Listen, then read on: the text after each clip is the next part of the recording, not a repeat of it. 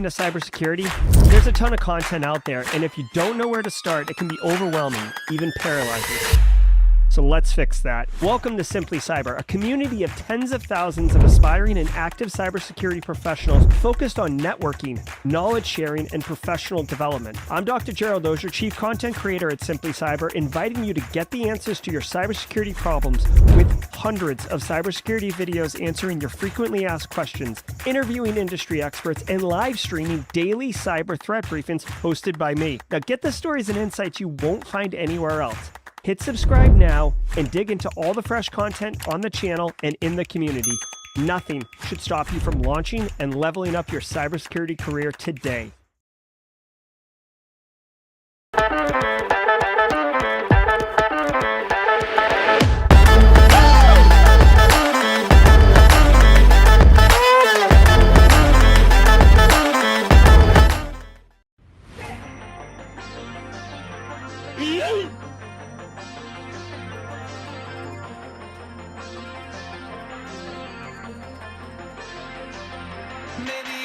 All right, good morning, folks. Welcome to the stream. Get things adjusted here a little bit. Good morning. Today is Thursday, August 31st, 2023. This is episode number 442 of Simply Cyber's Daily Cyber Threat Brief podcast. I'm your host, Dr. Gerald Auger, and over the next hour, let's be real, it's been an hour for months now, so it's not 45 minutes. Over the next hour, me, you, Shane Prevost, Matt McDaniel, Matthew Netchie, Dustin Gray, Kraken 3000 on LI, John Novak, James McQuiggan coming in from the vacation, Ms. Julian, Stephen Strauss, so many of you wonderful people on LinkedIn and YouTube, community members, squad members, everybody, first-timers, long-timers. We are going to be shredding the top cybersecurity news of the day. ChatGPT coming in hot. We're going to be all shredding the top cybersecurity news of the day. Let me know, just as a quick production note, classic Simply Cyber issues. Let me know if there's any issues with audio. I'll explain later. The storm hurricane thing was very minimal here, but it did have one painful impact on my house, which totally sucked. So, anyways, holla. Where are we? So over the next 45 minutes to an hour, we're all going to be going through the top cyber news of the day, and I'll be giving my expert opinion and analysis on each of those stories, on what it means to you as a practitioner, right? So, BSEC, like going to work today, cracking on the keyboard, like how can he use this knowledge to reduce cyber risk for his organization? Or perhaps you just took over an organization, right? Shane Prevost, maybe you're building an information security program at your organization. You can use this information. Strategic planning.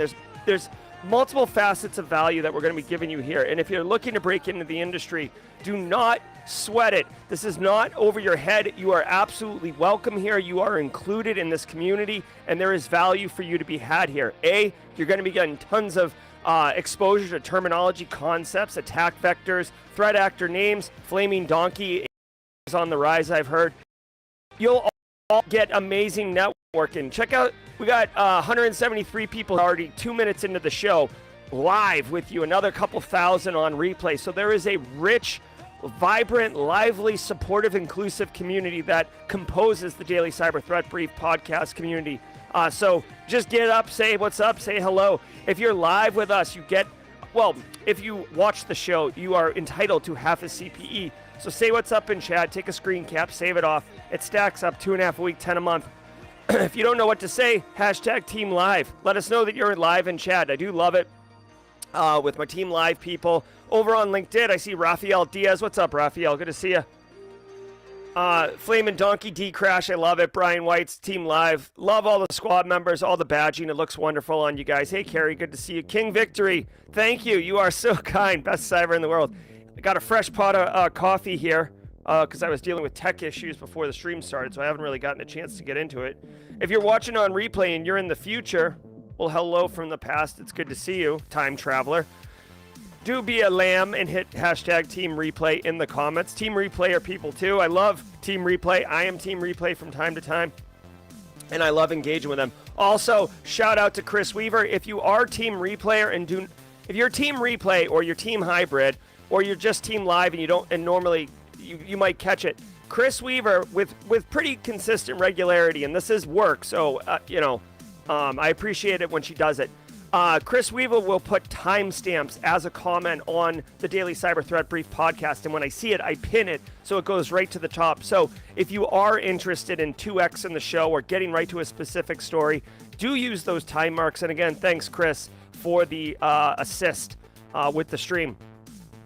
Finally, if it's your if it's your last time here, if it's your first time here, let us know in chat. Hashtag first timer. Scott Edwards was our first timer yesterday. Let's see if Scott comes back. See if we got him convinced to come back for a second episode. But if it's your first time today, let us know in chat. We do make an effort, the squad community, the Simply Cyber community, we do make an effort to trick the algorithm in order to have more first timers find us every day. So I am interested in monitoring how that's going. But thank you very much. Hashtag first timers. All right, guys, before we get into it, it is Thursday's meme of the week. Dan Reardon, aka Haircut Fish, has been doing the meme a week for over a year. He's been straight crushing it, but the man is entitled to a vacation, and that is what he's on right now. So we do have a guest meme of the week. This is coming from my son Grayson, who normally is responsible for Friday's joke of the week. He was in here. He threw down some ideas. We made it happen. He's younger than me, different generation. I don't get it, but I'm totally cool with it, and I can't wait to share it with all of you. All right, guys, before we get into it, let's say what's up and shout out to the stream sponsor. Start with my good friend Eric Taylor and the crew at Barricade Cyber Solutions. Barricade Cyber Solutions is dedicated to helping businesses from cyber attacks and recover from the damage done. Cyber attacks can cause massive issues for businesses and send dedicated, hardworking business owners into turmoil. But Barricade Cyber Solutions knows how to mitigate the damage done by cyber incidents. Believe that. Check them out at barricadecyber.com. You see on the stream if you're watching live. Remember, this podcast is made available on audio after the stream ends on Spotify and Apple, so you can catch it there if you need to. But if you are watching visually, this is Barricade Cyber's website. Right here on the bottom left of the website is how you can get on Eric Taylor's calendar and get going. Definitely worth doing. Panoptcy Security, another friend of mine and excellent cybersecurity company. They're focused on partnering with businesses and helping them build out information security programs based on budget, needs, risk, resources, availability, etc. So here's the deal. Hashtag first timer, Law M. What's up, Law? Good to see you. Here's the deal. If you are in charge of information security or you do InfoSec at your business because you're an IT person and you don't have an InfoSec person, and you're just reacting all the time, spinning your wheels, yes, it feels good to be like moving actively and constantly, but you know what would be better? Taking a structured, managed approach to reducing cyber risk so you can actually breathe for a hot second and set things up for cyber risk reduction values.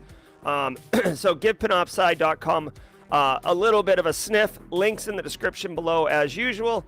And then finally, Antisyphon training. We'll talk about them at the mid-roll when we're doing meme of the week. All right, guys, do me a favor. Sit back, relax, and let's let the cool sounds of the hot news wash over us in an awesome wave. I'll see you all at the mid-roll. Coffee cup cheers, James. What's up, Daniel Uba, first-timer? From the CISO series, it's Cybersecurity Headlines.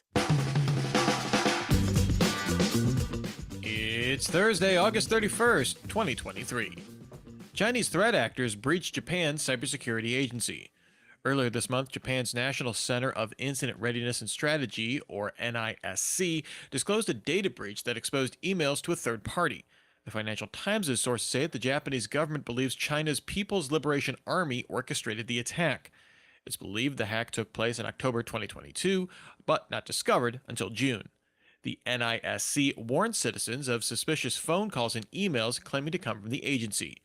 In response to the attack, Japan plans to boost its cybersecurity budget 1,000% over the next 5 years. Okay. Human. Okay. All right.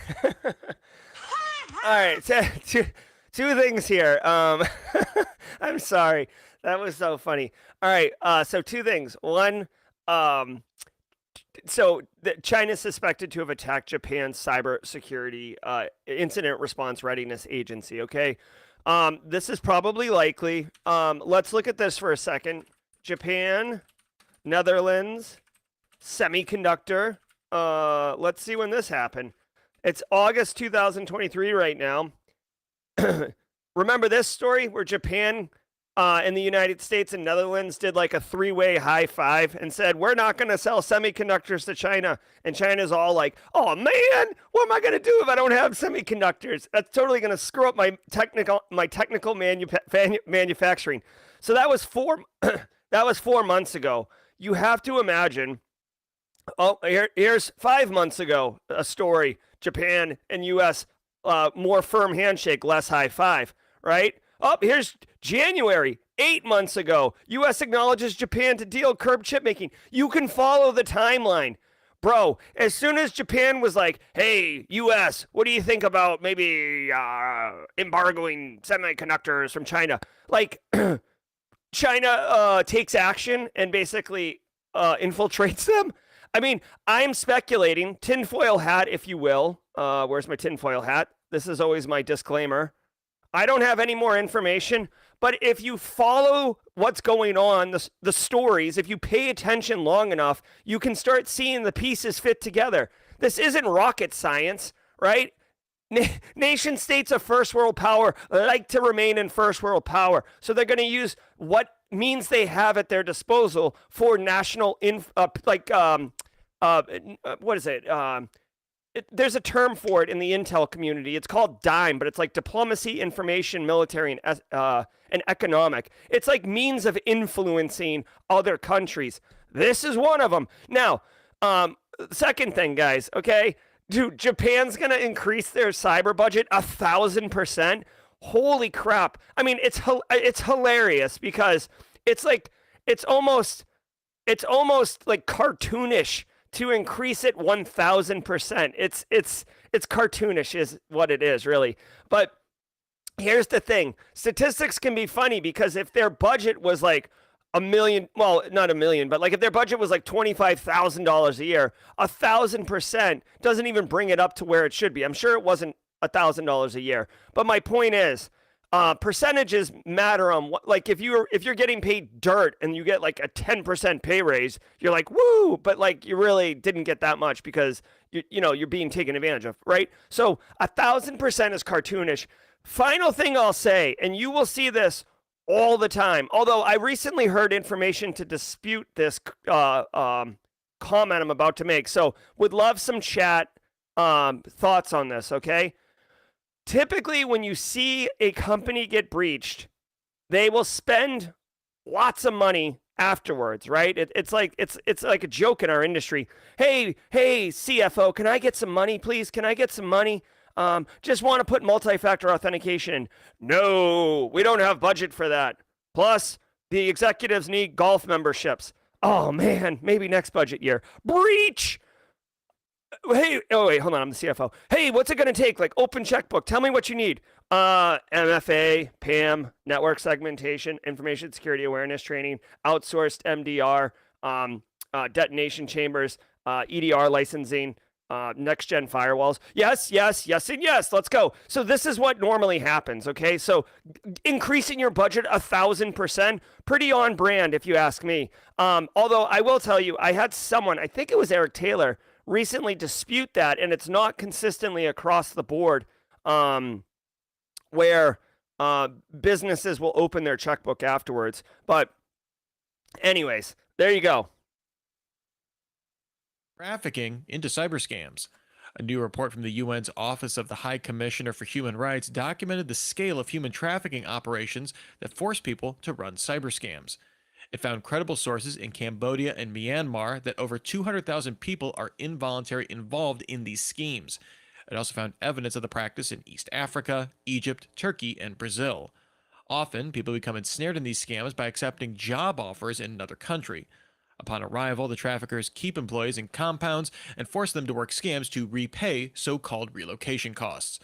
Victims that escape can often face prosecution in their home country for their crimes while imprisoned. Jesus Christ. So this is basically, I mean, it's not even indentured servitude. This is modern day slavery, right? That's what this is. This is human. It's human trafficking, forced labor camps, and instead of having them do more, I mean, they're doing manual tasks. They're committing cyber crimes, cyber scams, cyber whatever, and they have so much leverage over them because you can go to jail. See, this is one of those things. Like it's tough for me to comment on this without knowing all of the legislation. But like, this almost feels like one of those things where like the people in power of the governments are, I don't want to say turning a blind eye, but like building the laws in a way to enable this type of behavior. Friendship House up in here. This sucks.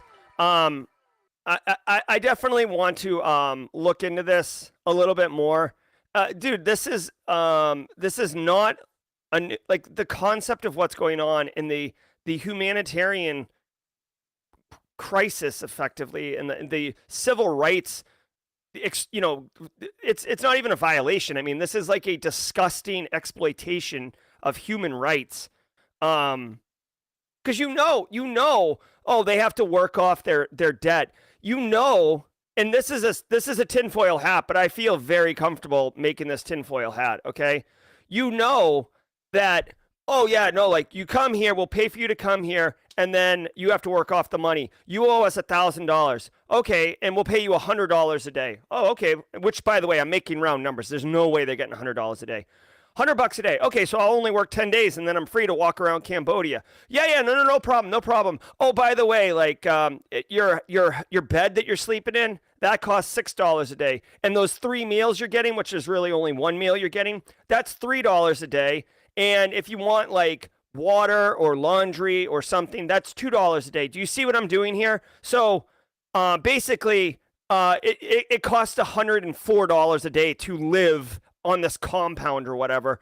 You will never dig out. Okay? It's a racket. It's a human rights racket. And the crappy thing is, again, this is cyber related, but to me, the cyber story is like almost secondary to the human crisis going on here. This is horrible. I hope that there's organizations that can get in and help. They said it's cyber scams, guys. So, if you're getting text messages from whoever, if you're getting like, oh, hey, like left your golf clubs in my car, let's get together for dinner tonight. Pig butchering schemes, all of those things. Here, it even says pig butchering in the story, right? If you don't know what pig butchering is, Google it. But anyways, this is terrible. This is just terrible. All right. I'd love to look into this a little bit more. It upsets me. Set to approve first generative AI services. It might feel like we've hit a saturation point on news about generative AI. As of late, it seems like we've had wall-to-wall coverage of all things LLM. But large parts of the world will soon get their first taste of this potentially disruptive tech. Bloomberg sources say the Cyberspace Administration of China will soon approve a small number of firms to launch generative AI services to the public. The search giant Baidu will reportedly receive the first regulatory approval, announcing on WeChat it'll launch its Ernie bot on August 31st. As part of new regulations in China, companies must pass a security review and file algorithms used for generative AI services. All right, so this shouldn't be a surprise too, right? So China's approving a couple firms to come forward with AI approval. Tinfoil hat, Jerry would say. It took them this long because they needed to bake in backdoors, offloading of all queries, surveillance capabilities, etc. I'm not being hyperbolic. There is multiple pieces of information that would suggest this is a technique and an approach that they would definitely leverage. Baidu shares gained 4.5% in Hong Kong. No surprise. They've been greenlit basically to be the AI firm. AI is all the rage.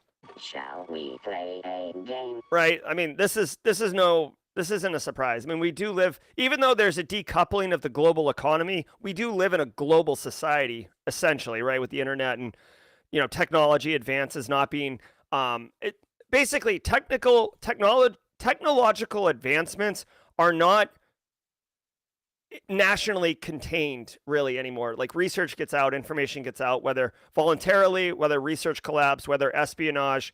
So like, for example, like when speaking of Oppenheimer, since that's so hot right now, the United States had access to the atom bomb for a couple years before any other country had it, right? There was a couple year period where like the US could have been insane and just like put its thumb on any country in the world and said like, do what we want or we'll bomb you to next Tuesday, right?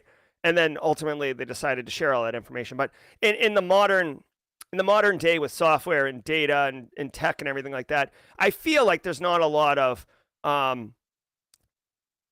single nation proprietary type technological advances. By the way, shout out to Dan Carlin's Hardcore History. If you guys, hold on, what is it? Maker of Worlds? Is it Maker of Worlds? Oh my God. Destroyer of Worlds. All right, hold on.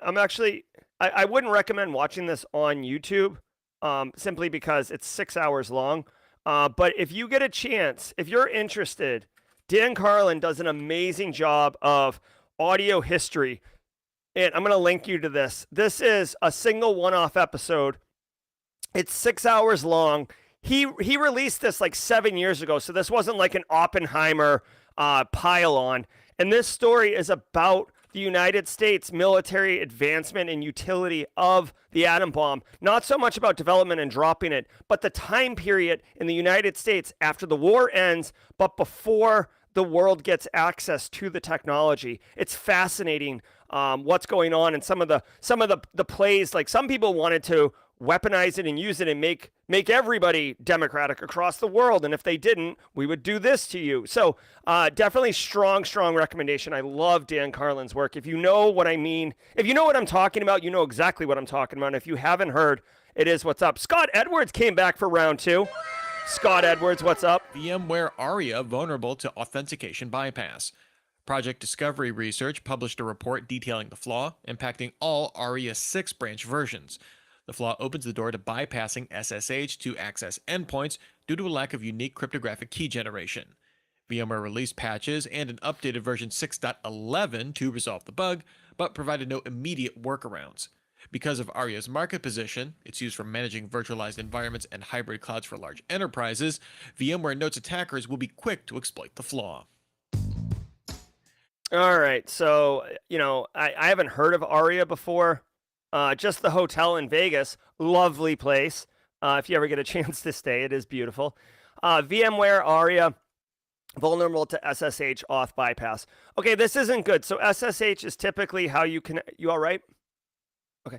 SSH is typically how you connect to Linux machines, right? And if it's facing the internet, you can use, like certificates in order to make it a little bit more difficult to log in and stuff like that. But the thing is, with authentication bypass, the word bypass is the key word here. You don't have to go through the authentication phase. You just kind of like, it's like, the memes that you see sometimes where there's like a gate, but then there's no fence on either side of the gate, and there's like a well-worn path around the gate.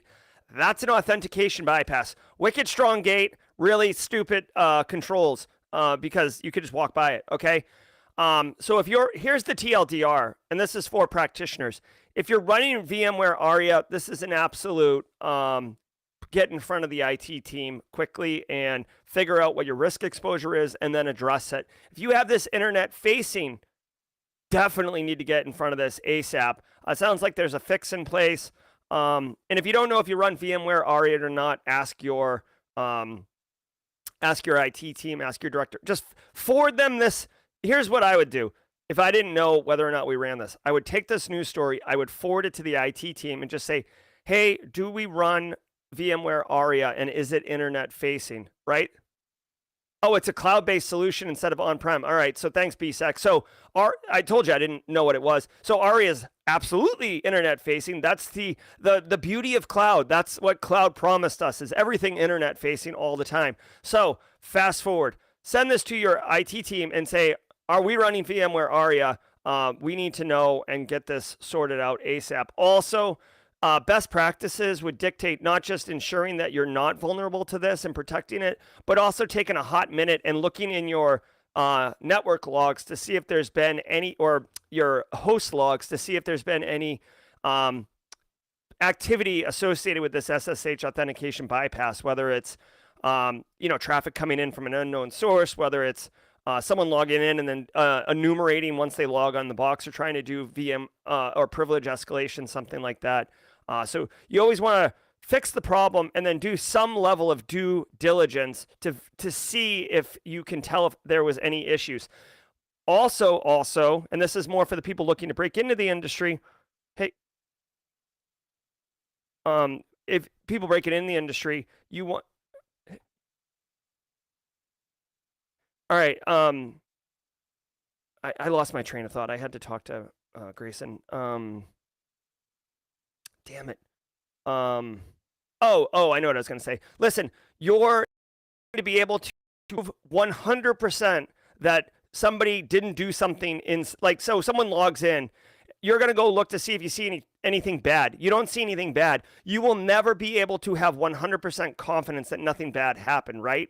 A few exceptions, right? If you just installed it and there's no network traffic. But for the most part, you're not going to have 100% confidence. So don't burden yourself out trying to prove definitively that nothing bad happened. You can just have low confidence, moderate confidence, or high confidence based on the information you have. Okay? All right, let's do the mid-roll. And now a word from our sponsor, AppOmni. SaaS cyber attacks are prevalent and often go unnoticed until data loss or breaches occur.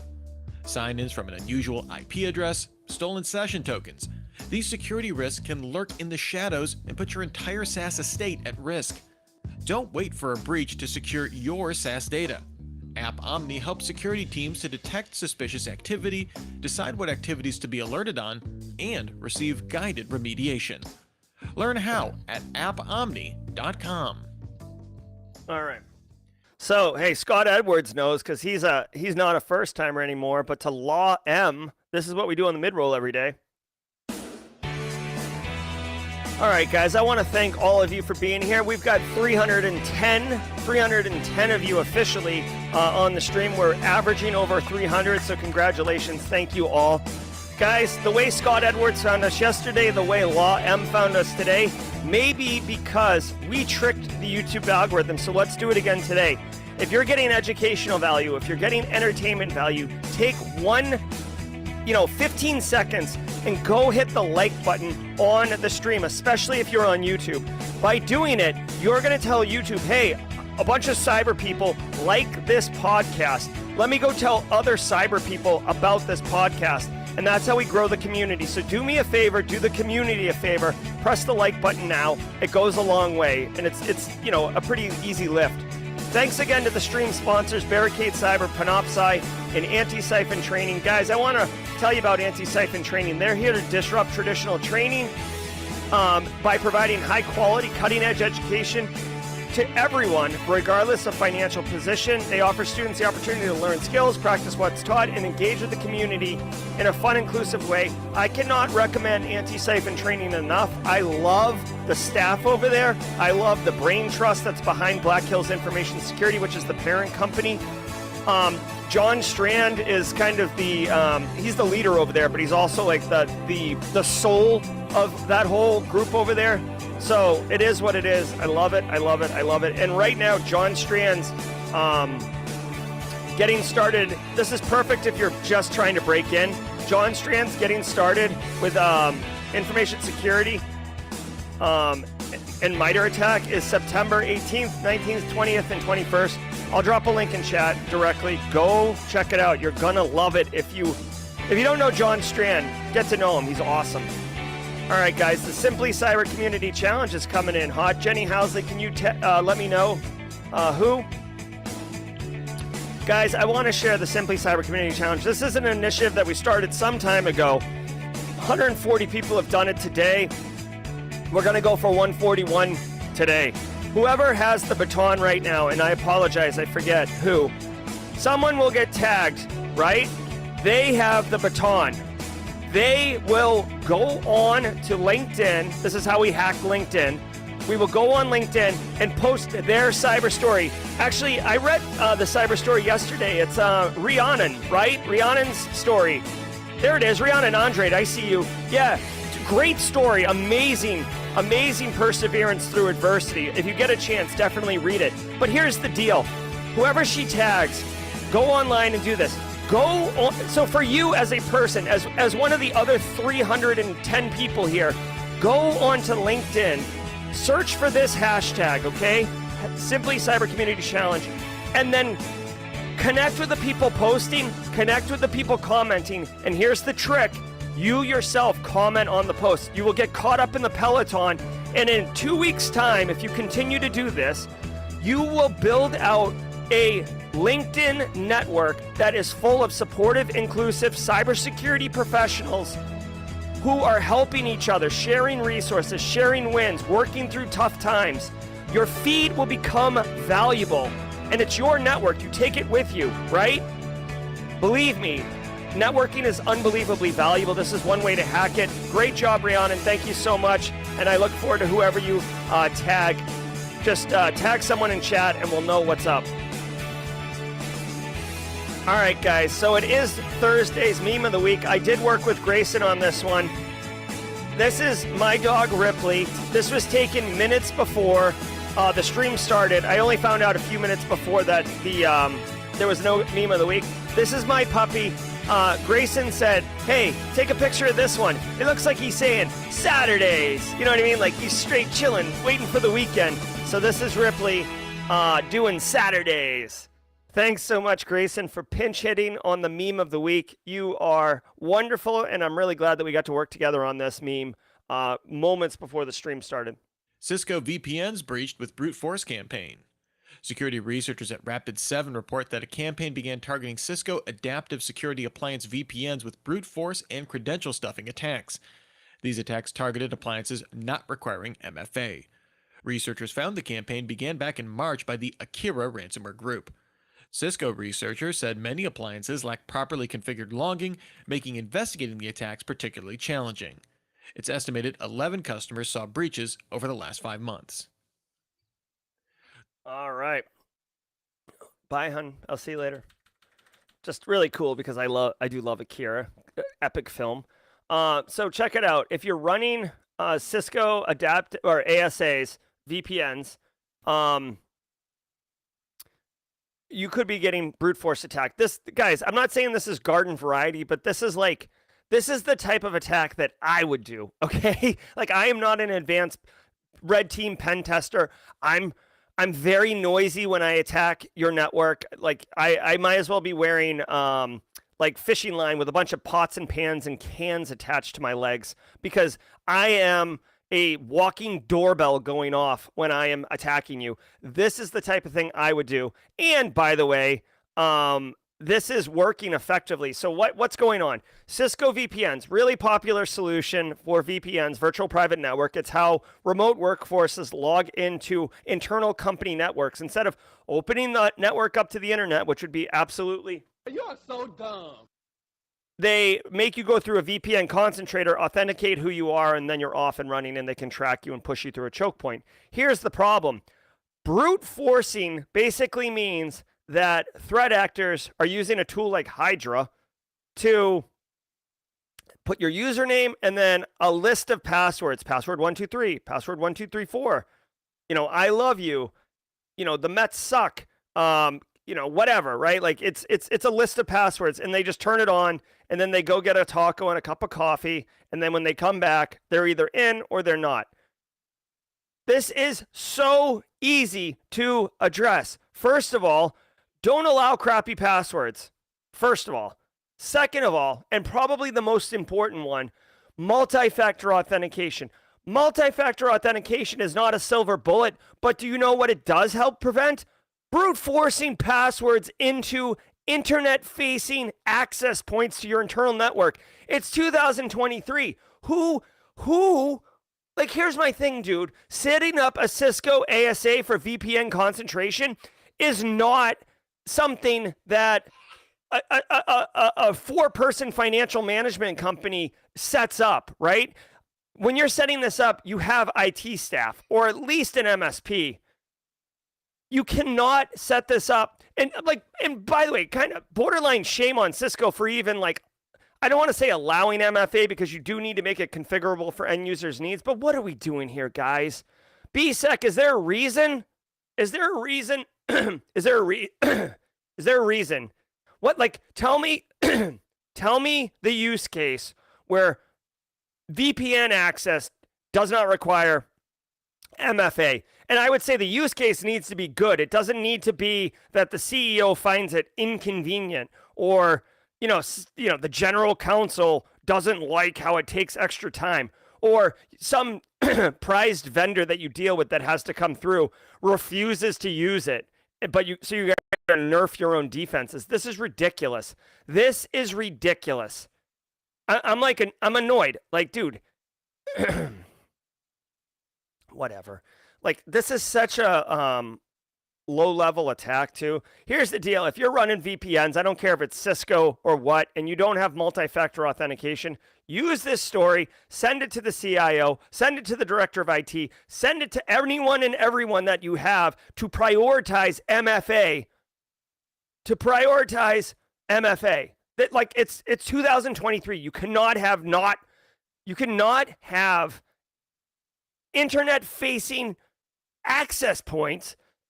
This gives you access to the internal network. This isn't some stupid WordPress server that somebody who doesn't know what they're doing stood up in a little network segment that even if it gets breached, no big deal. This is freaking the front door of your internal network. You need to put proper controls in place. It's ridiculous. The slow response time of Meta's Oversight Board. On Platformer, Casey Newton profiled the timeline of Meta's Oversight Board to review a takedown decision regarding a post inciting violence by Cambodia's Prime Minister Hun Sen. Meta reviewed the video when it posted back in January. It decided to keep the video online under its newsworthiness exemption, but referred it to the board for review. The board did not accept the case until 2 months later in March, releasing a decision to remove the post and suspend Hun Sen's accounts in late June. The video itself received over 600,000 views. Meta ultimately decided to remove the post but not suspend the accounts. Newton also noted that as of October, the board has only accepted 3 cases for appeal out of hundreds of thousands. All right. Again, so let's talk about this for a minute. I don't know much about Cambodia, okay? This is a cybersecurity program. Having said that, I do find it interesting. Remember, so first of all, this guy right here takes power, whether democratically or whatever. He's the prime minister. I don't know how Cambodia's election systems work out there, or political systems, but he's in power. The story reports that he's consolidated his power through violence and intimidation since taking office. People with power want more power. Ruling parties with power do not want to concede that power to anyone. This guy is choosing violence and intimidation to increase his power. Now, it says Cambodia. Now, do you remember this story that we just talked about a hot minute ago about basically human rights violations, forced servitude? Cambodia. This story was about this happening in Cambodia. So, if you kind of read into it, look at all the flags on the Cambodian country right there, okay? If you read into the story and you think about it for a minute, this seems kind of on brand, kind of aligned, right? So it's not good. I mean, obviously there's some issues going on there. Now, the story itself is about Meta's oversight. And basically, this guy, here's the thing. If I tweet something that has impact today, some salacious thing about voting, and I do it on November 7th, and it influences voting somehow, and then you take it down in January or March or whatever, it doesn't matter anymore, right? The impact has already happened. The benefit has already happened. Okay, pull it down. The lifespan of the post or the tweet or the gram or whatever, the lifespan of it's already expired. It does not matter if you pull it down or not. It has no effect. So you're basically saying that this is a toothless, meaningless, almost bureaucratic mechanism for oversight, okay? Which is a problem, right? Which, by the way, the larger the this is if you're younger, I feel like young people might not know this, and older people have seen it time and time again. The bigger you are as an organization, whether you're the U.S. government, you're Meta, you're whatever, things move slower. They just have to. There's so many moving parts. You cannot be agile. You cannot pivot. This is why tech startups can pivot so quickly, because they're small. They can make decisions and move quickly. We saw the U.S. government talking about AI legislation. AI kind of blew up in March of 2023. In like June of 23, the U.S. government's like, we're going to hold a commission, or we're going to get like a committee together in October. Like, bro, that's too slow, way too slow. So this is a ongoing problem. Obviously, social media can be weaponized. We've seen that with great effect in the 2016 era with misinformation, disinformation. We've seen it when Turkey was doing a revolution in Turkey, and the revolutionists were using Twitter to coordinate. We've seen it in China with citizens who are against oppression airdropping to each other, and we've seen it in the Ukrainian-Russian conflict. So it's a thing, all right? Hey, real quick super chat. James McQuiggan, have an awesome day, everyone. Missing the daily commentary from Jerry, but it's also nice to disconnect for a little bit. Keep being excellent. Coffee cup cheers. Team Live, Team Canada. What's up? Did we just become best friends? Yep. Thank you so much, James, for the super chat. Hope you're enjoying your vacation. Rackspace's ransomware cleanup costs. Back in December, the cloud hosting company Rackspace experienced a ransomware attack, disrupting its email service to customers. The Play ransomware organization took credit, exploiting a Microsoft Exchange server 0-day. The company disclosed that it estimated the attack cost it $10.8 million in damages. This came from both costs of investigating and remediating the actual attack, as well as from multiple lawsuits from customers. The company expects significant reimbursements on these costs from cyber insurance policies. Its disclosure did not state whether it paid the ransom. It's not malware. All right, so really quickly, everything in perspective, okay? Rackspace facing massive cleanup costs. Rackspace is a really well-known hosting service provider. They got ransomware 8 months ago. It's going to cost $10 million to repair. That's real money, guys, $10 million. But let's put it in perspective. Rackspace made $3 billion in 2022, $3 billion in 2021, okay? $10 million, like 1% of $3 billion is what? 30 million, right? If my math's correct. So massive cleanup costs, massive to you and I, because if you and I, Scott Mack, right? If someone came to me or Scott Mack and was like, hey, listen, it's going to be $10 million to fix your, internet at your house, you'd be like, what? Catch me outside. How about that? But for Rackspace, it's 1/3 of 1% of their annual revenue. Dude, like a mid-level manager has signatory authority on that. I'm being hyperbolic, but my point is everything is relative. And by the way, like, don't get me wrong. I'm not saying because Rackspace made $3 billion, they should pay more in cleanup costs. I'm just saying this is a blip in the radar of Rackspace. Barely going to be talked about at the board level. All right, really quick. Space Tacos dropping 2 things. Super chat. Did we just become best friends? Yep. Thank you, Space Tacos. It's great to see you, and I hope you're enjoying your new role. Straight crushing it. By the way, recent breaking into the industry success story. Yeah, Space Tacos. And then also Space Tacos gifting 5 squad memberships. So Scott Mack, Nikos, Nick Barker. Hey, Nick Barker. Who else got it in here? Nikos, Jordan SC, etc. If you're one of the lucky recipients to receive a squad membership, do enjoy that squad tray. That is all about good times. We'll get some Oprah action in here. Love it. All right, guys. One final thing, and this is very pertinent. Rackspace said of that $10 million, they plan to make a lot of it back or get compensated through cyber insurance. What do you mean cyber insurance? If you want to know a lot about cyber insurance. Join us later today at 4:30 p.m. as Jeffrey Smith, a personal friend of mine and a really nice guy who only deals in cybersecurity insurance. Guys, if you have any cyber insurance questions, this guy is going to have the answers. He goes long and deep on cyber insurance. It's all he does. He knows everything about it. He's been in the game. I met him in like 2015, and he was already long in the tooth on cyber insurance. So he's got a lot of experience, a lot of stories. And like I said, he's out of Atlanta, so he's like a very Southern gentleman. So he's a really great guy. I can't wait. So definitely join us at 4:30 p.m. today to get all your cyber insurance answers answered. It's Microsoft. Getting unexpected weird pop-ups generally indicates you're either on a website that doesn't respect its users, or you have a malware-infested machine. But it turns out you might just be using Windows 11. Microsoft implemented a unique pop-up that sits outside of its notification center, encouraging Chrome users to change their default search to Bing. Adding to the spammy behavior, the notification comes from an executable installed in the Windows temp folder.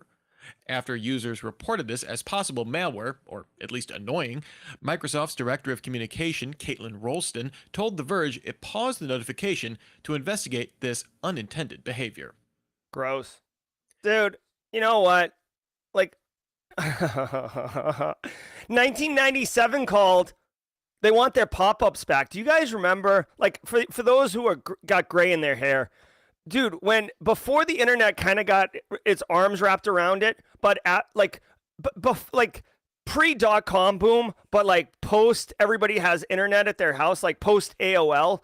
Dude, pop-ups were everywhere. It was ridiculous. You couldn't like use the internet with like pop up. Oh my God. You guys have no idea what we used to deal with. It was ridiculous. So Microsoft is kind of taking advantage of, not advantage, but Microsoft is obviously somebody at Microsoft is under the age of 30, came up with this idea is like, oh, you know, it would be brilliant. Let's drop pop-ups. Yeah, check it out. Like I'm in the middle of playing a game, full screen mode, and here's a pop-up. Like, get out of here, bro. Oh, I'm in the middle of like working on a document. Hey, switch to Bing. Like, no, this is ridiculous. This is ridiculous. And I'm glad they got in there. This is one of those ones where like Microsoft should be careful because you can begin to point to like antitrust. Not to say that they're going to go there yet, but like when Microsoft is leveraging the operating system to push Microsoft products over its competitors, that's where you begin to smell. You get like, you know, the little stink lines on cartoons that are over like fish. You start getting stink lines over antitrust discussions, right? And you really don't want messing with that. Plus, it's just a crappy user experience, bro. Get out of here. It's like bad enough. I don't know about anyone else, but like I had to install Steam for work, and I feel like it's like malware. I cannot turn off Steam. I can't uninstall it. I can't disable it. It's like it's got like it's like a rootkit. Oh, it pisses me off Sorry, Kennedy. Sorry, Jaden. Every time I like boot up my computer, it's like, whoa, you want to play Steam? I'm like, no, I don't. You know what I don't want? I don't want you on my machine.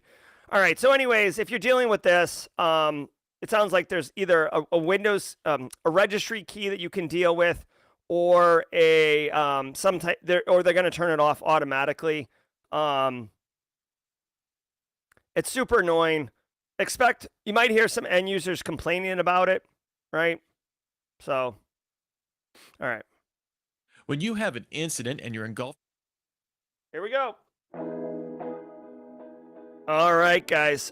Just a reminder, like I just spent a minute talking about, later today, Simply Cyber Live. We've got Jeffrey Smith coming on, 4:30 p.m. Eastern Time today. Cyber insurance. Alana, I said it in chat. Alana, if you have a question for Jeffrey, DM me, maybe on LinkedIn or Discord or something like that. Don't put it in chat because I can't watch chat with any level of completeness. But come join us, guys. If you were here just for the news, thank Thank you so very much. 329 of you beautiful people here today. I hope you're equipped and ready to go for your Thursday. Shout out to Grayson for the pinch hit on the meme of the week. Hopefully Dan Reardon likes it.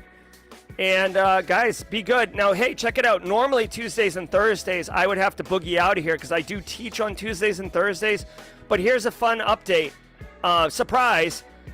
Because of the storm, I am teaching my class today remotely over Zoom, which means I don't have to get in my car and drive in a commute, which I hate commutes. So I am super pumped because that means that I am able to do jaw jacking for about 20 minutes and then pivot over to Faculty Jerry. I'll go put on a tweed coat with elbow pads, maybe some glasses with tape in the middle, and then we'll be ready to roll. So if you want, do me a solid, hang out, and let's do some jaw jacking, y'all.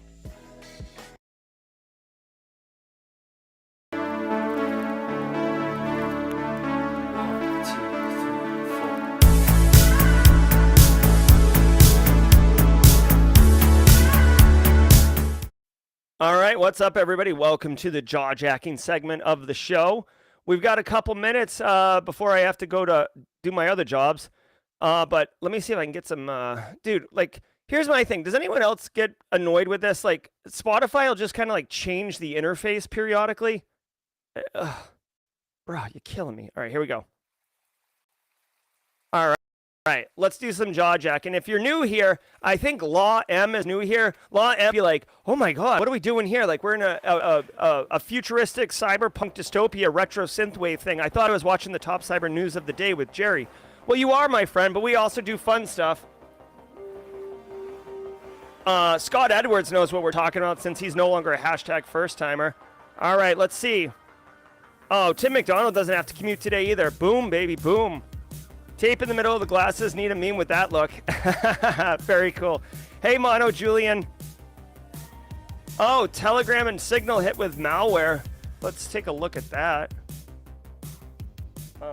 Telegram. Dad. Azure. Ooh, China linked. Okay. All right, hold on. I'm going to share this story really quickly. Mono Julian. This is breaking news. Yeah, BSEC. BSEC is sharing me that I can use MS config start so it doesn't load on boot. I'm telling you. Hold on, that's the wrong screen. That's my read for the thing here. Give me this. I gotta choose the correct screen, y'all. There we go. All right, so check it out really quickly, and then I'll share a story with you about why my setup is screwed up and everything. Mono Julian sharing this story here. Signal and Telegram users impacted. Basically, this is a garden variety issue. I can't believe this works. But here's the deal. Share this with your end users. These are made to look like Telegram and Signal. A lot of people are using them. Hey, check it out. Download this new thing. They may even use ad dollars to get to the top of a list. You can see that they fake the reviews, so people are like, "Oh, this must be legit. It's 5 stars." And it's straight malware. All you're doing here is tricking an end user into approving and installing malware. Period. End of story. That's it. So good shout out, and love it. So Clown, did Clown take the baton? Is that what happened? We have a new user. We have a first timer also taking the baton. That'd be awesome. What notepad do I use? I use Notion, really, mostly I use Notion. When I do use an editor, I like Sublime text editor. Dude, if you get the right icon, you can make 1 million before anyone noticed. Yeah, exactly, Nick Barker. I mean, it is effective because we've seen it time and time again, right? Oh, yeah. No, hey, here's the thing, guys. I'm a one person. I mean, I have mod chat, thank God, helping me. But like, as far as like hosting and producing and the software packages and switching screens and stuff, that's me. So like, mistakes happen, guys. Sharing my script. You guys know I read the intro and like the marketing copy and stuff like that. So it's no big deal. I'm not no secrets here. I'm transparent as I can be with all this stuff. And Also, you're not going to find I share the wrong screen and there's like something salacious because I also don't run that way either. I'm kind of conformist. I'm kind of boring, but you know what? I'm consistent and I'm a happy person and I sleep really well at night because I'm not doing weird stuff. So what else we got going on here? Oh, Sublime. Jesse Johnson likes Sublime. Oh, Sublime. The band Sublime. Love Sublime. OneNote. I've got a big problem with OneNote, Nick Barker. No offense to you or anyone that does it. Kenneth Lowry accepted the baton. Kenneth Lowry, I look forward to your post, Kenneth. Let's see. Ron Burgundy. Yes. Oh, let me do like I am Ron Burgundy. Let's see. Notebook plus plus. That's a good one. So we're having a nice chat about Notepad. Let's see what's up. I will tell you guys. Hey.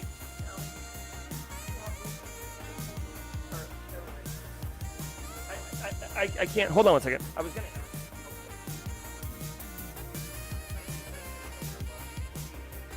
Thanks, bud. As far as like old school physical notepads, I am. Whoops. Sorry. I am switching to Rocketbook. I'm gonna give a Rocketbook a shot. So if anyone's a Rocketbook user and has any pro tips, power moves, power tips, holler at me. I know it's old school, but it's like the blend of digital and analog, right? Because I can write it with my chicken scratchy handwriting, and then I can, digitize it. Oh, Cybershami says Notepad++ has a vuln. Kimberly, patch your Notepad++ and also let your brother know. Matt, Tails is very useful. All right, yeah, Tails OS is good if you want to do, my God, dark web stuff. Jason B saying, "Hey Jerry, another question. What is one or two things that you don't like to see in new analysts? Behavior or characteristics?" Oh, that's a good question. Very personal. Okay, so this is my perspective. Okay, what I don't like to see in new analysts when I hire you, and like. When I hire you, I need you to be proactive and take initiative, not reckless where you're like trying to like change firewall rules and something like that. But if I ask you like, hey, I need you to get smart on NIST cybersecurity framework, right? For example, like we use NIST CSF here. Here's our SSP. Here's our policies. Here's whatever, right? And like, say you've never heard of NIST CSF before.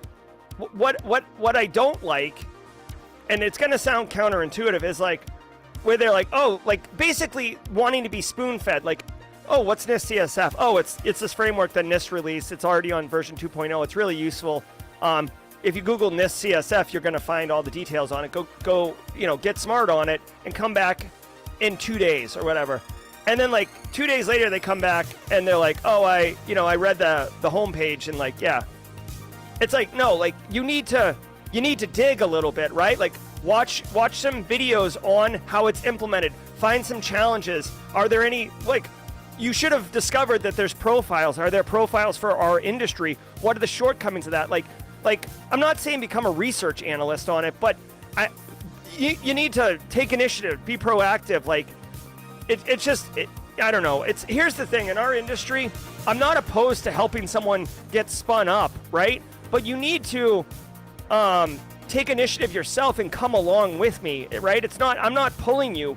I'm like, I almost feel like, as a metaphor, I'm not supposed to be pulling you.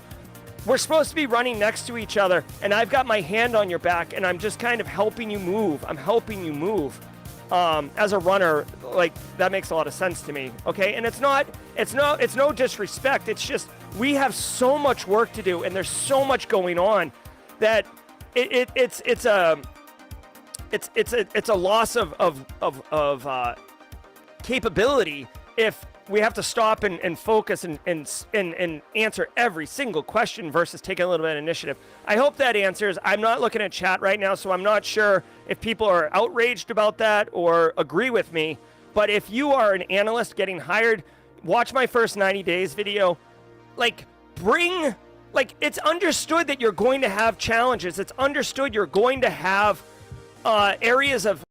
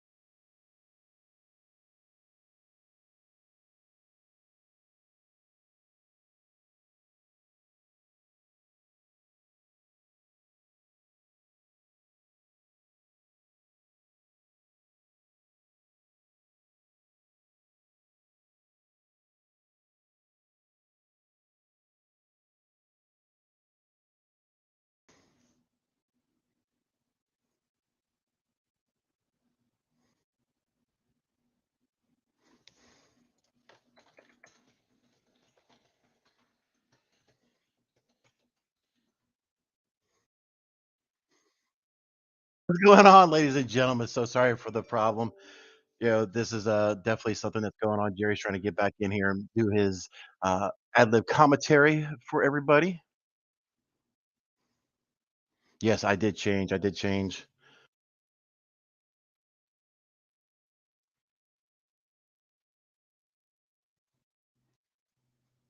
And we get Eric. That's right. Barricade Cyber. So thankful to be here. Yeah, so I actually got pinged by two different people. Say, hey, the stream's down. So I tried to jump in here real quick. So I'm just watching the mod chat real quick and see if Jerry's able to get back in. Everyone's like Eric at Jerry. No, I would never do that. What's going on, everybody? Hello, Kimberly can fix it. Hello, Kenneth Lowry, Alan. What's going on? This has been a cyber coup. Yes, Mark, I do pretty much have all of our people's backs. I do have the power, George. George, you and I definitely need to get together later. You and I need to hash some things out. Tim McDonald's, what's going on? Let me bring up my sandbox environment because I see the dolphin coming.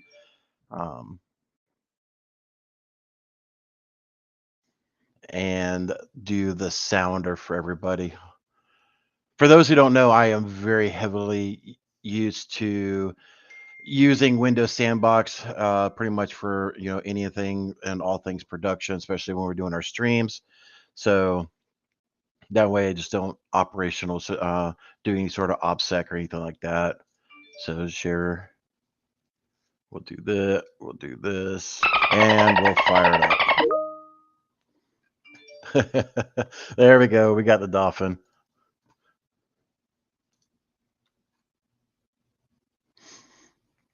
He's got the escalated privilege access. Now I've been trusted to been trusted by the powers that be. There is, for those old school people, I don't see it mentioned much anymore, but there used to be a banner when you logged in to SSH on Linux devices that it would simply state, with great access comes great responsibility.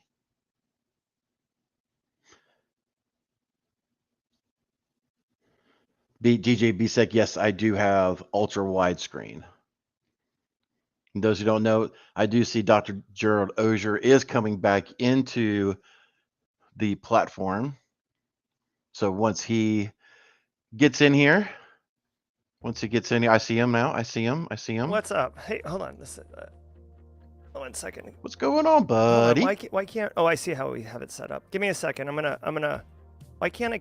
Yeah, I'm gonna bow. You can be you're in back. here. You're back yeah, live. We can be in here. Let me change my screen so I'm not retro synthwave. Plus, like my lighting's all jacked up. What's going on? Yes. Do you have a power failure over there? Like or a something? brownout dipped. Let me say what's up to everybody in chat. Let me change my screen so we could just do 2x2 here. Give me a second.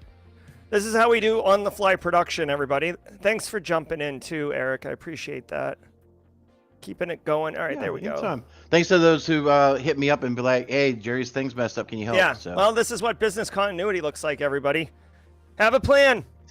This is exactly prime example of a DR plan, an unplanned. Exactly. So, real quick, just so everybody knows, we had a storm roll through here not too long ago, and last night the only problem we had, right, the south side of the storm had no power to it, so it was just kind of windy for the early part of the day.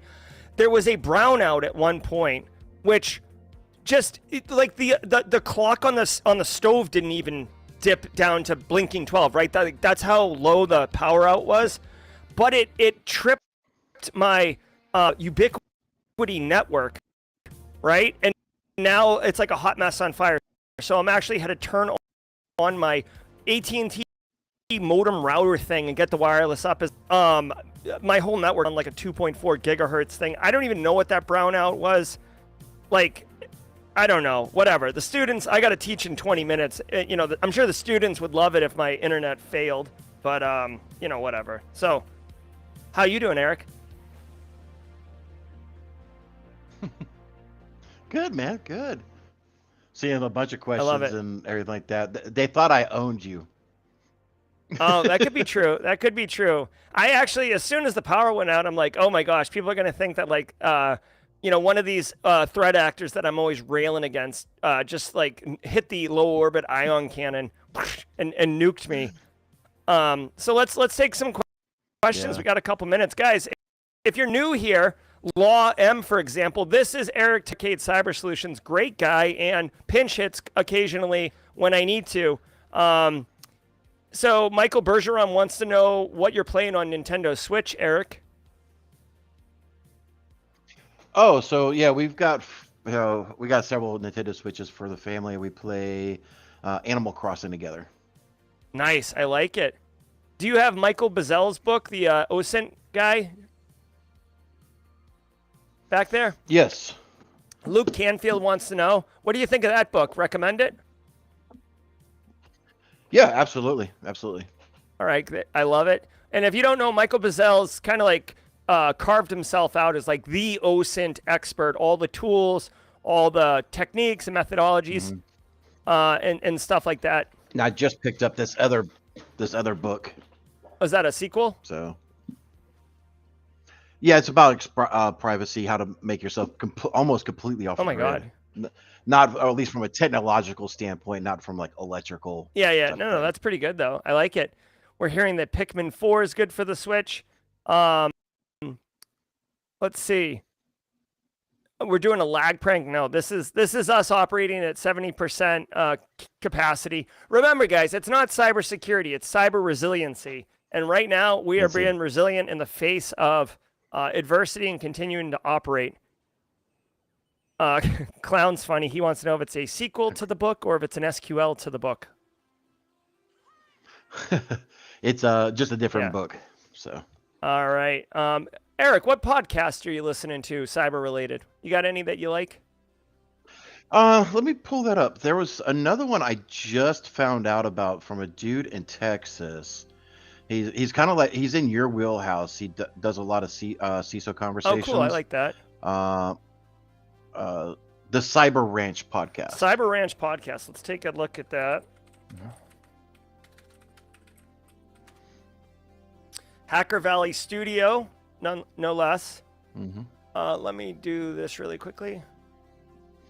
Yeah, he brings on others. He's a CISO. He's just recently went private, and he's brings in other CISOs from some pretty large organizations, and it's always a good conversation, especially for someone like me who has to interact with CISOs a lot, and it helps keep me up to date on terminology and things of that nature. Well, there you go. There's a great recommendation from Eric Taylor, especially if you want to get the language of the CISOs. There you go.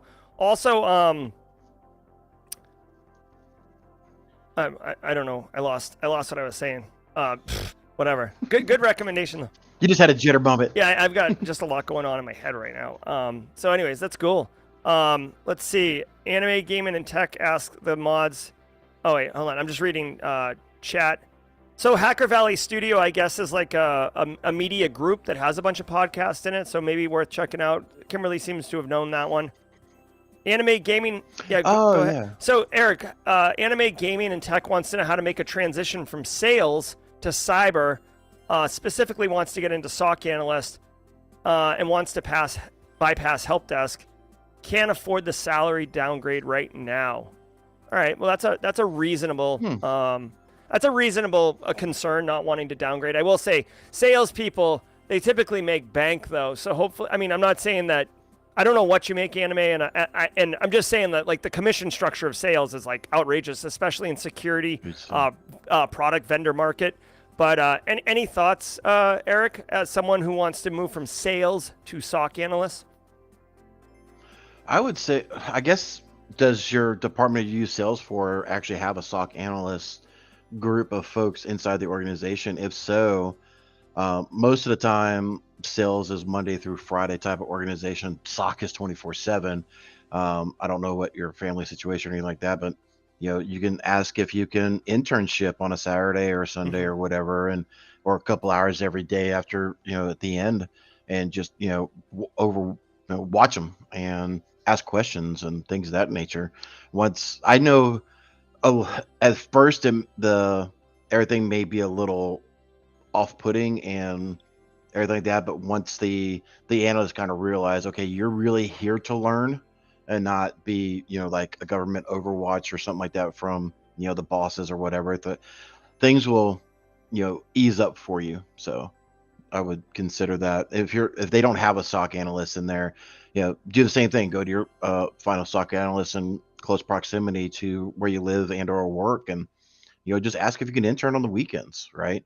And see how that works out for you. Great ideas. And Anime says I think I'm reading this comment right. His sales job is not related to IT at all. So definitely get some foundational information.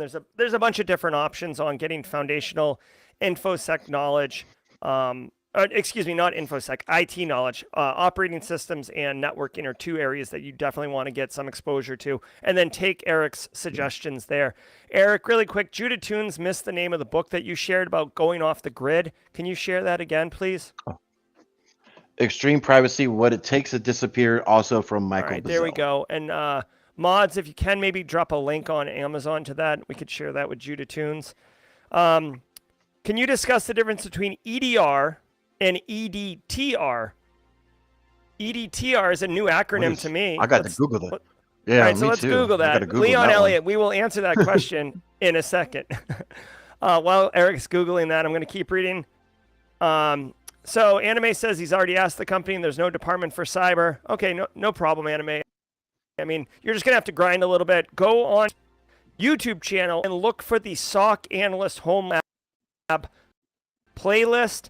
It'll show you, Eric Kapug operationalized how to build a very simple SOC analyst lab with an attacker and a defender machine using Lima Charlie as an EDR managed solution and be able to throw attacks, detect them in Lima Charlie, write detection rules, and then catch them and see how the victim looks. That is real practical hands-on skills experience that would be very valuable.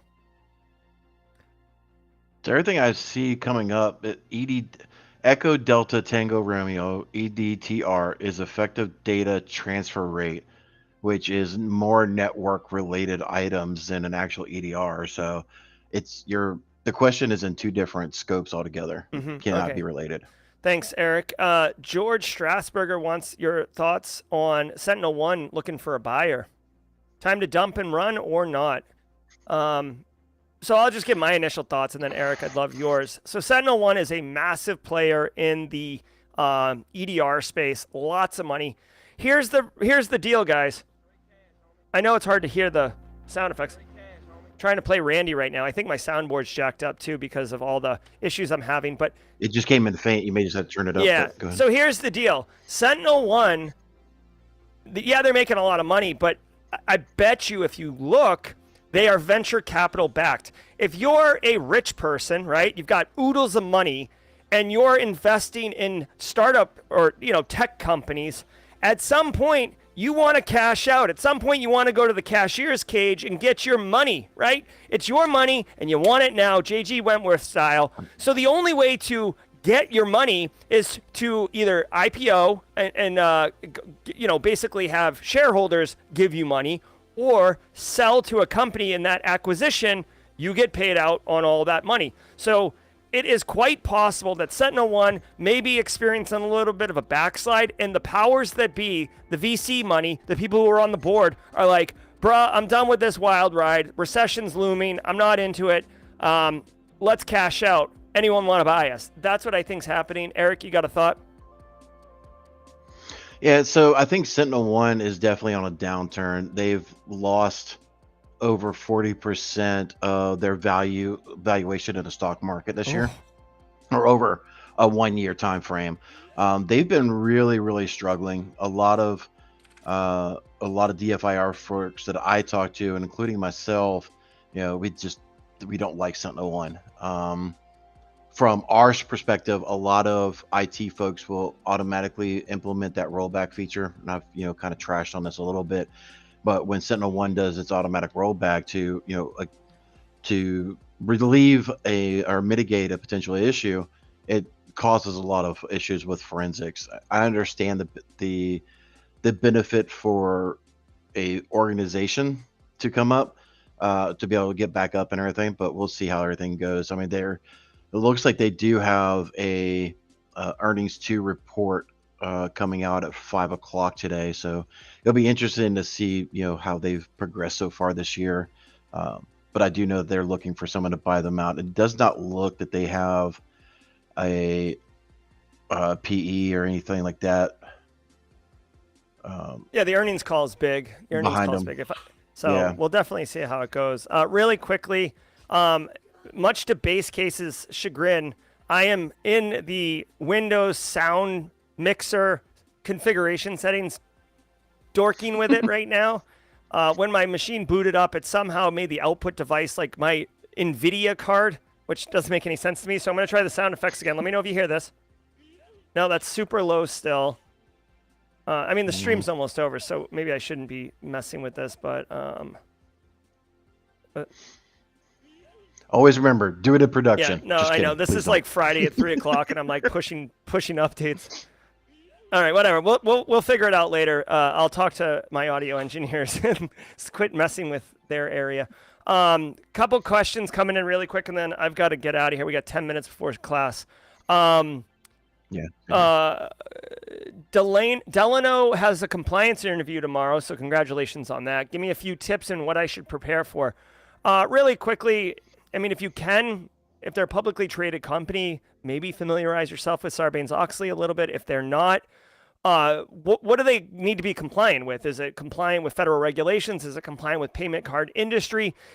Like, find out what they should be compliant with, what regulations they should be compliant with, if any, and then familiarize yourself a little bit with it. And be sure to say in the interview, if you had no prior experience with, say, PCI, getting back to what I was saying earlier before, like the stream crashed, if you didn't have any experience with PCI, and I'm saying, what are your thoughts about PCI? You could say, hey, I didn't really have any experience professionally, but I saw that you guys do take credit cards or whatever, and I went and did some research, and I'm actually signed up to take a class with Antisyphon training on PCI, which is actually happening very soon, in order to familiarize myself. To me, that's amazing. It's like, oh my God, this person took initiative and proactivity and found a solution to equip them to be better enabled to deliver on this compliance need I have. Love it. That's what I would say. And then obviously just familiarize yourself with all like the basic questions, like, tell me about yourself. They're not really interested in like your dog and stuff like that. They want to know about you in a way that is directly related to the role.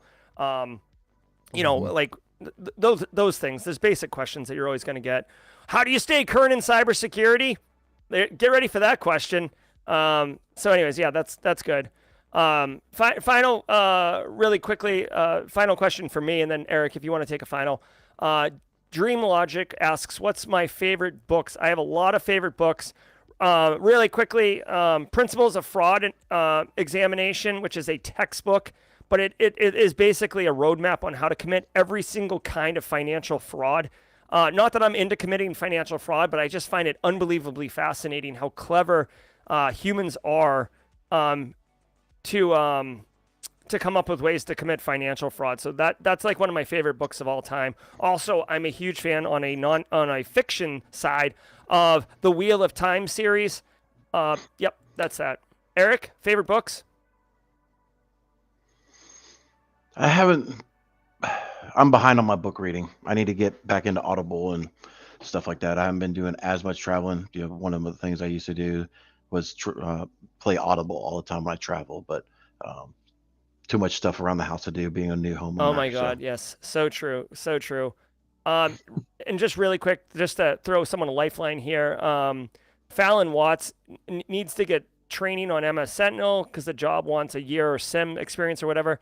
Josh McAdore has some really great content on his YouTube channel around building a lab and messing with Sentinel, so definitely check that out.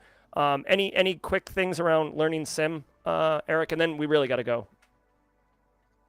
Yeah, I think Black Hills has got a course on that as well. Oh, there you go. Check it out. Link in the description below to Antisyphon training and get some SIM training. All right, guys, that's going to do it for today's stream. Eric, thanks so much for jumping in when I got, basically I got a concussion and taken to the blue tent, and Eric came onto the field and took a few snaps and then stayed out here with me. So thanks so much to Eric. Everybody in chat, thanks for hanging around and doing the show with us, even through a little bit of adversity. Great stream. Thanks to the mods. You guys are amazing. Always bringing the heat. I'm Jerry. He's Eric. Your chat. Until 4:30 p.m. later today, when we're going to be doing all the cyber insurance things. We'll see you then, or tomorrow at 8 a.m. Eastern Time. Be good, everybody, and until next time, stay secure. Everybody, I hope you enjoyed that.